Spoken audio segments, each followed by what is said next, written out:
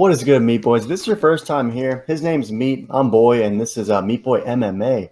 So up to this point, we've only been bringing locks and laughs for every single UFC card, and that's something we will always do. We'll never miss one. It's a promise of consistency. And those of you who rock with Meat Boy MMA for a little bit know that we don't miss cards. So we decided that once we hit 200 subs, whenever that day came, and however long it took, is when we'd then start to showcase the next arm of the channel with our UFC trading card analysis. So we're super stoked to debut this arm of the Meat Boy MMA channel. So we'll be talking futures, undervalued fighters, fighters to cop now while the prices are lower. We'll have a cash it or trash it segment, a flip it or rip it, and just so much more. So if you're into the card investment market or simply just a sweaty hobbyist, we happen to be both. We're going to be bringing a lot of good stuff for you guys. So in this first breakdown, we just wanted to sort of discuss the current state of the UFC trading card market because we see an insanely encouraging state of affairs, things that are absolutely booming right now, more than ever before. So toss us a quick like, smash that subscribe button if you're into locks and laughs and rippers and grippers, because it's what Meat Boy MMA is all about.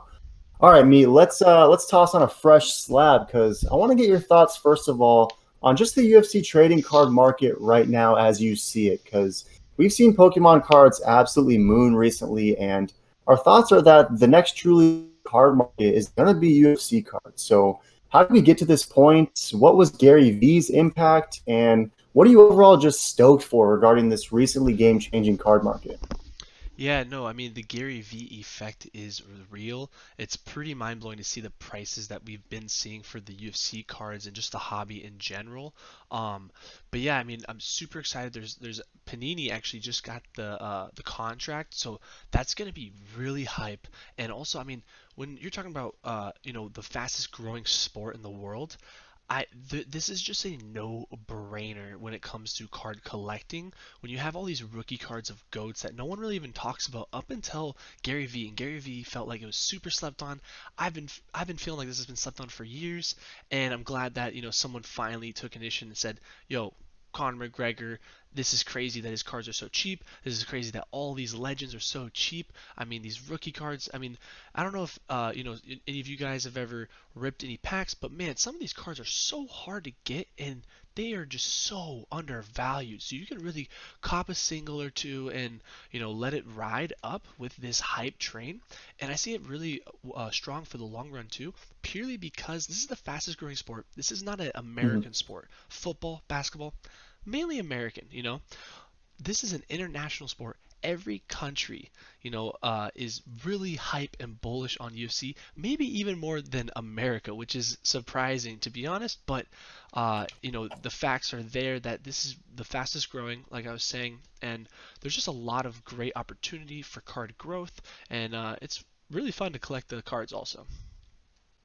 Yeah, it's a truly global sport, right? It's a little bit like football or soccer, as in what they call it in the States. But MMA is something that's booming everywhere. So when you're talking about just like vast international reach of potential collectors, of potential investors, there's going to be a huge market around the world. It's not limited to just one region. You mentioned the contract with Panini. Can you talk to me a little bit about the move away from tops? What does that mean for tops UFC cards? Just discuss the sort of transition to the Panini brand of cards and what you see there. Yeah, no, Panini is the gold standard right now for many Okay. of the other sports, so it's pretty cool to see that they are taking over UFC. Now, especially Topps Chrome, because everybody loves the Chrome sets. I mean, you have the Pokemon Chrome, you have the Topps Chrome, you have Baseball Chrome. All of them are heavy hitters, and they're wicked fun to open. And so and they're not really printed. Down to the ground. Like they're very low print, and there's not many Mhm. boxes. Like you go on eBay, maybe find one or two, and the prices have absolutely mooned. It is crazy. Um, but yeah, no, for the tops though, I mean, it's never printed again. For sealed product, Sure. it is goaded. It is just going to keep increasing because it's gonna be such low amount of sealed product left. Like there's really not much from the museum collection tops to the chrome tops to the bloodlines. There's all these and even in the 2004, like there's so many sets, and it would be surprising to even see that there's 100. Yeah, exactly. No, Love the legendary set. bloodline. We love Yeah, that the bloodline. Bloodline is amazing set, and you have the Chronicles. I mean, a lot of these sets are just such low print, and then they've already been all ripped, and no one was like, oh, UFC, because it didn't really boom up until honestly COVID. It started to rise. You know, it's been on a steady grind, but then it really wasn't until that Gary V effect really hit. Absolutely. And regarding like sealed packs and tops boxes specifically, is it the kind of thing that you might cop a box or two here and there and sit on it? Do you recommend people unboxing these sets? Are there certain cases or packs that you would specifically recommend to remain sealed? Like, just give me your sort of overview on whether there's more value in certain packs staying in the box or coming out for the collectors. What do you see there? Well, of course, you know the Charizard of the sets, the Michael Okay, Jordan of the sets are gonna be Conor McGregor. So any box that has a Conor sure. card in it, and there's a one of one that hasn't been broken, those are obviously cops and rips. But man, they're pretty expensive right now. I feel you can get a lot of these singles for they're very undervalued for how much the box have increased. So it's gonna be pretty exciting to see Mhm. how these singles increase and kind of catch up where the sealed product is. It's gonna kind of catch up there, then that will be when you want to rip it also, because you send those cards get graded, or even if you get a one of one or a signature card or a relic card. I mean, those are all heavy hitters, especially when you have a guy that is a big Nate Diaz fan. uh you know um Triple C, like there's Mhm. rookie cards out there that are just so cheap. I mean, you have Anderson Silva cards that are going for like $10 that are one of 50. Like that's just crazy. To even hit a one of 50 is insane, to be honest. You have the X Fractors and the Diamond Fractors. Uh, you can get them all very cheap right now. So I would say it's a hard don't rip, but it's a hard hold, Okay. and either flip it or hold it. I would not rip it up until these cards catch up in value. Yeah, understood. And you touched on a couple things that we're actually going to get into right now. So you mentioned the idea of rookie cards, and you spoke specifically about Conor cards. So I'm excited to see the your own Conor collection that you can showcase at the end of this video. But we with UFC 257 happening in just a few hours, sometimes it's best to get ahead of these events before they happen, right? So if we're looking at rookies specifically, there are two potential big name fighters that are sort of up and coming right now that we think might have some high rookie card value. So, talk to me a little bit about Amanda Hebos and Movsar Evloev, and what are your thoughts on their potential rookie cards? Assuming they might have some decent performances today, and we kind of want to get ahead of the trend. What are your thoughts on these two rookies? Yeah, super excited for the 2021 Panini. I really hope if they put these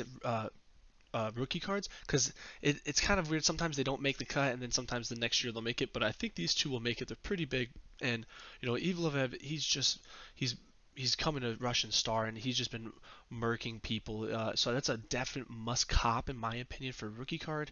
And Hebos is literally gonna be the next Paige Van Zant, but an actual killer. Like, and Sure, they are. I mean, you see Dana. He is pumping her up. He's he's all setting in. her up. Yeah, he's setting her up. Now, if she loses, um, then hey, the card isn't out yet. Don't worry about getting it. I mean, and you can get it if you're a fan, of course. And that's the number one thing I would always recommend: Absolutely. collect what you love and collect what you like, because it's hard to time the market. Sometimes this card goes up, and you're like, oh, I have 10 of them, and then other times this card that you think is so undervalued, and you know it is, but then there's no hype behind it for whatever reason, because they're chasing Conor or Nick Diaz or Nate Diaz cards still, and they haven't realized, oh man, like Hamzat upcoming, this is a no-brainer. This guy's gonna be a superstar.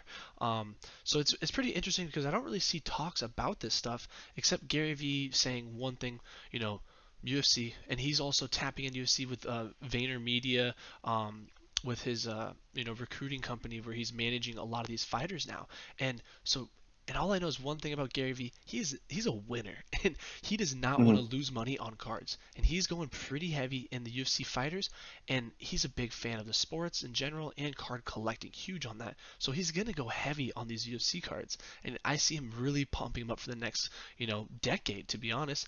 And I mean, he just keeps talking about it. I think it's like the third or fourth time now. I see some other YouTube channels talking about it, and just really starting to pump up. And these prices have four times from a month ago. It's just insane growth, and it's only just the beginning. Yeah, like you said, not a lot of people are talking about it, and so we've been card collectors for a long time now. I mean, you and I have our Pokemon cards from 20 years ago, and we've been in the UFC card market specifically for a while now, and it was a little niche at first, and just recently is absolutely exploding. So we figured with not a lot of people talking about it, and with us already always breaking down fights, we're sweaty hardcore, so we don't miss fights, and we figure we can combine our two passions and pump out some content and maybe get some decent investment ideas or even just some sweaty hobbyist content for the boys. So we're trying to get ahead of certain curves. And as mentioned, Amanda Hebos, Movsar Evla, potentially two fighters to take a look at if, in fact, their rookie cards are released this year, as you mentioned. And if they're not, then we have plenty of other rookies upcoming that we have our eye on. You touched on Hamza, definitely a no-brainer. So real quick, though, because this main event is happening tonight, Dustin Poirier versus Conor McGregor. I know you have an interesting Dustin Poirier card. What are your thoughts on scooping Dustin cards today?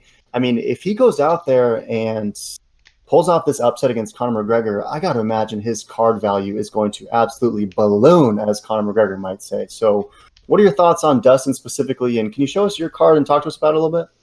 Yeah, yeah, no, absolutely. I can show you Dustin. Let me just switch it real quick. But yeah, so we got this Dustin 1 of 99 green fractor, chrome tops, and I caught this card for $3 a month ago. This thing's going for almost $30. It's just 10x. absolutely, yeah, absolutely insane growth. And if he wins, this card is, I mean, it wouldn't surprise me if it goes even to 50, maybe $60. It might even double again, which would be crazy. Um, and it's pretty interesting because there's not many graded cards in the UFC card collecting. So I mean, once these start getting graded, kind of like we have Chael P over here, you got to represent Uncle Chael, so he's always got to be in Go. the frame. But but yeah, no, Dustin, he's a killer. He could get it done. I'm not that heavy. I just like the card. I got it pretty cheap, and I think Okay. Dustin's a good dude. But yeah, I mean, it's definitely high risk, high reward. When you're going to tap into these cards right before a fight, it's like betting on a fight at the same time. Sure. You're investing in this, and you're banking off they win. If they lose, it could either level out or it could drop a lot. It really all depends. It's impossible to time the market. Now, then you have Conor, and I feel like Conor, if he wins or loses, I think this card is still going to go up. He's top five most famous sport athlete in the world, and people just don't care, from his he's lost before, and he's won a lot. He's a legend. People still love him. He's still the most Mhm. famous dude. It wasn't like everyone jumped ship when he lost, to Nate Diaz and then lost to Khabib. They weren't like, oh, he's bad now, I'm not a fan. Everyone's still a fan. How can you not be, right? And so him winning, I truly think is going to be insane growth just for the whole hobby as a Sure. whole. But for his cards also, they're gonna moon dramatically if he wins. If he loses, I think it'll be a slow sizzle. So I think these are still cops right now, and even after the fight, if it wins or lose. And if I feel like there's not as much risk as Dustin Prober, but Okay. Connor, if he wins or lose, you can just sit on this, and I guarantee you, I mean, it's gonna go up. It's Conor McGregor. Everyone wants these cards, and these are just so cool. And then another one that people don't really talk about is, the waifus in UFC. I mean, we have this amazing card, and no, it goes for $5, and this is a 1 of 50. It's insane on how hard it is to pull these. I don't know if you Sure. guys have ever ripped packs before, but yeah, try to get one of these cards in a booster box, or I mean, a hobby Yep. box. But Yeah. yeah, So my bad. Go ahead. no, I was just saying, yeah, insane growth. Number one sport. These are just no brainers. And if you're a diehard sweaty, I mean, it's just fun to have these cards. You have these Absolutely. moments like Anderson Silva. You absolutely suck. This is a legendary, in my opinion, because Chael's the GOAT. And this is a legendary moment captured in history of that Sure. time. If it wasn't for Chael, there would not be a Conor. I'm with that. That moment to me is the beginning of the entertainment era. So Hits home. love that. Just kind of crystallized in just an amazing card, right? So just to kind of touch back on that main event, sounds like if you're bullish on Dustin to win this fight today, I'd take a look at his cards because if you think he's going to win, and maybe you're already parting with your money on the fight itself, take a look at his cards because, like you said, if he does pull off this win, you got to imagine that those cards are going to just balloon. So, and you mentioned Connor. He's in such a unique scenario where if he wins the fight, of course, his cards are probably going to moon, in just a crazy direction. But Hmm. even if he loses, I don't see, even with how, I don't want to call it inflated the market is on Connor cards right now is, even with those high numbers, they're not going to dip any lower. It's Conor McGregor. He's a proven global superstar.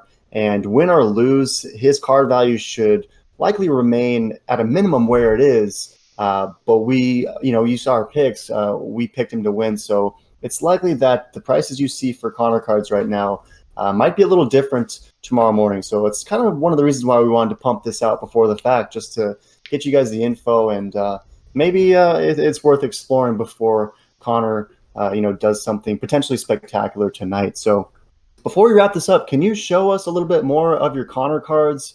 Talk to me about the different back. I know you have like 8 of them, and maybe 1 or 2 of them sort of is above the rest of them. Can you talk about the ones that you like the most and what separate them from your other Connor cards? What's so great about those ones you have? Yeah, no. So here, let me grab it real quick.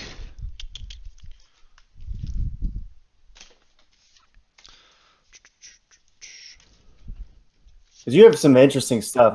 I love looking at your Connor cards, and I feel like even the common Connor cards that you have, those are still going to be worth, a decent bit of value. Yeah, So, it's what talk to us about your Connor collection? it's absolutely insane. So Connor, it's so we have a Connor base set for Okay. Tops 2019. Wait, sorry. Yeah, so we have a base set 2020 Connor card. I mean, this is just a common card, but these cards have tripled, which is like just absolutely insane. With all these common cards, they're not even numbered. So I have a few of these, and they're cool moments, at these fights. And then you have the Victor's debut. This is Hmm. pretty cool. That's OG Connor. That's when he had the slick back and everything, and Sure. it has cool history on the back. But yeah, these ones, when they get to the number, that's when the juicy happens. Hmm. This is a 33 out of 99. I don't know if you see that. Hmm. But yeah, and this is from the museum collection from 2018. And Okay. that's the thing. There's still boxes out there, and I mean, there's one of eights, there's one of ones, there's so many cards that are undervalued that haven't even been ripped yet. And once more cards get on the market and sweaty, collectors as myself start putting them on the market, I think people are gonna realize how insane and rare and scarce these are. And everyone loves, Conor McGregor if you're a UFC fan. It's hard not to be, right? And then you have the museum silver collection. Uh, I mean, these cards, I got them all for under $10 just a month Wow. ago. Just a month ago, and these are going for like $20 to $30. These chrome inserts, the tier one inserts. It's just absolutely insane. But yeah, I mean, I'm a huge Connor fan. I mean, he's not my number one, so I don't have the most of Connor, but Okay. the way that he's growing, every other card is times two at least. I have a lot of Max Holloways. That's great one. And whenever I look into cards, I pick on who I think has the most potential, who everyone's sleeping on, who's a legend, um, and is just so undervalued. It blows my mind. And as this sport grows and more people get into the hobby and start collecting, because it seems that collectibles as a whole have just absolutely Mhm. exploded. But I think people are realizing that these things have hold real value because of pure nostalgia. Maybe you were there at, UFC Yep. 225 or what, whatever the case may be, and you're like, I have to have that. And that's where, Gary Vee sees it. I've been saying this for years, but it just wasn't the time, and it seems that this is now the time.